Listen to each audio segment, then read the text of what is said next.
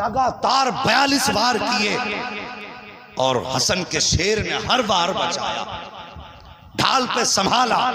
جب وار کرتے کرتے کرتے کرتے تھک گیا، مسکرا کے کہنے لگے تیرے وار پورے ہو گئے، اب حسن کے بیٹے کی باری ہے۔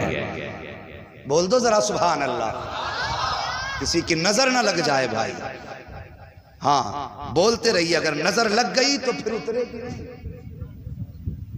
اگر نظر کا ڈر ہے تم بند کر لیجئے، اور نہیں ہے تو ذرا کہہ دیں یا حسین۔ 42 وار کیے، فرمانے لگے اب میری باری ہے۔ اس کے بعد جب علی کے شیر نے تلوار نکالی اور پلٹ کے پہلا وار کیا تو تلوار نے پہلے ڈھال کاٹی، پھر گردن کے پاس سے تلوار پڑی اور کاٹتے کاٹتے بدن کو پار کرتے ہوئے گھوڑے کی کمر میں اتار دی۔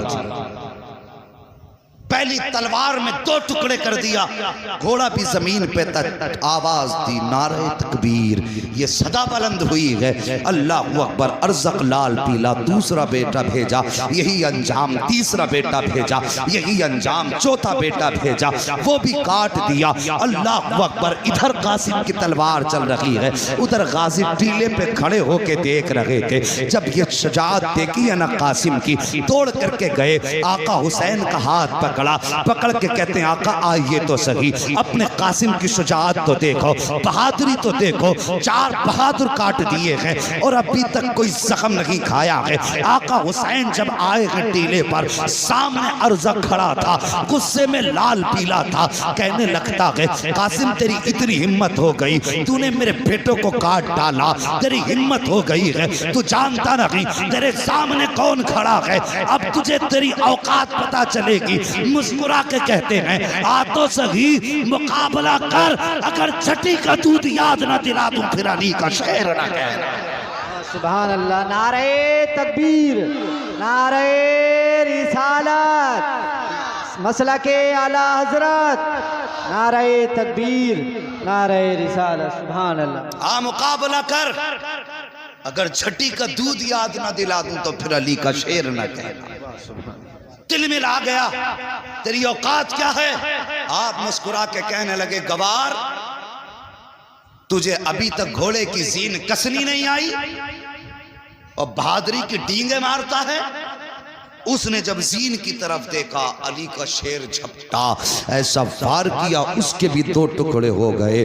حضرت عباس نے نعرہ لگایا، کہنے لگے واہ قاسم واہ، شاباش قاسم شاباش۔ ادھر تو عباس کہہ رہے تھے شاباش قاسم، ادھر آقا حسین نے آواز دی قاسم ٹھہر جاؤ، ہم یہاں پہ گردنیں کاٹنے نہیں آئے بلکہ مصطفیٰ کا دین بچانے آئے ہیں، یہاں شجاعت دکھانے نہیں بلکہ صبر دکھانے آئے ہیں۔ خبردار اگر تمہاری تلوار چلتی رہی تو پھر خیریت نہیں ہے۔ دعوے کے ساتھ کہتا ہوں کس میں جرت تھی علی کے شیروں کا مقابلہ کر لیتا، او خدا کی قسم اگر حسین اجازت دیتے تھے تو عباس کی تلوار ایک طرف، حسین کی تلوار ایک طرف، تنہا قاسم کافی تھا جو 22,000 کو کاٹنے کے بعد تاریخ جب لکھی جاتی دنیا کہہ دیتی قاسم وہ ہے کہ جس نے کربلا کے میدان میں 22,000 کو کاٹ کے یزید کے محل پہ حسینیت کا پرچم لہرا دیا،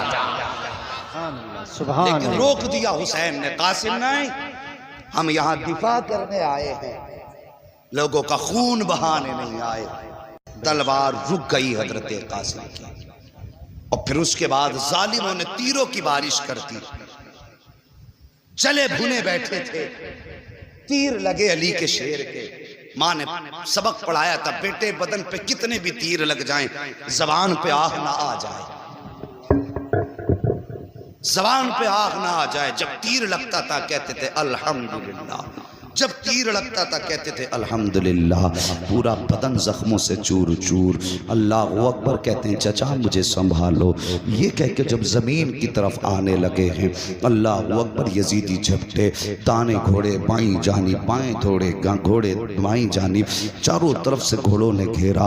حضرت قاسم کے جسم کے چھوٹے چھوٹے ٹکڑے کیے گئے، اللہ اکبر مٹی میں ملایا گیا ان کے جسم کو، کہیں پہ ان کا لاشا نظر نہیں آ رہا تھا۔ جب میرے میرے حسین آئے ہیں کربلا کے میدان میں، آواز دیتے ہیں قاسم قاسم قاسم، کوئی آواز نہیں آتی ہے۔ اللہ اکبر، پریشان ہو گئے، یا اللہ میرا قاسم کہاں چلا گیا؟